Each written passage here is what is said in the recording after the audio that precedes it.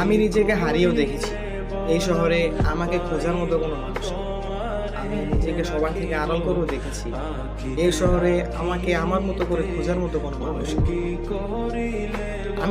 আমি নিজেকে সবার মাঝে রাখতে চাইনি, তবুও কেন জানি আমি সবার আপন হয়ে গিয়েছি। এটা আমি ভাবি, কিন্তু আসলে আমি কারো আপন হয়ে উঠতে পারিনি।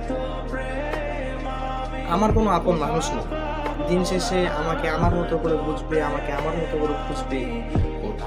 আমি সবার মাঝে থেকে হারিয়ে গিয়েছি, আমি সবার মাঝ থেকে হারিয়ে গিয়েও দেখেছি এই শহরে আমাকে খোঁজার মতো, আমাকে আমার মতো করে বোঝার মতো কোনো মানুষ আজও হয়ে উঠতে পারে।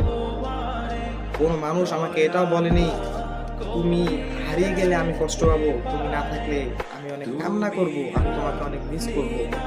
এই কথাটুকু বলার জন্য হলেও আজও আমার কোনো মানুষ হয়ে ওঠেনি। এই যে আমি যে তাদের মাঝ থেকে আড়াল হয়ে গিয়েছি, আমি যে তাদের থেকে দূরে সরে গিয়েছি, তারা এটা বোঝে না, তারা এটা বোঝার চেষ্টাও করে না। আমি কেন তাদের থেকে আড়াল হয়ে গেলাম, আমি কেন তাদের থেকে আলাদা হয়ে গেলাম। দিন শেষে আমার কষ্ট একটাই, আমি যে মানুষগুলোকে আপন মনে করতাম তারা আসলে আমার আপন নয়।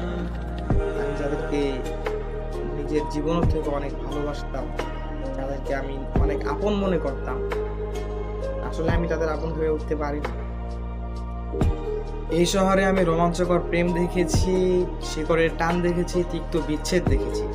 আমি খালি পকেটে পুরো শহর ঘুরেছি, আবার সেই শহরে 1000 টাকার নোটও উড়িয়েছি।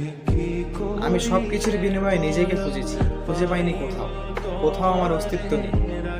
আমি ভিখারির ন্যায় পথে পথে ঘুরেছি, কিসের কিসের জন্য তা জানাই।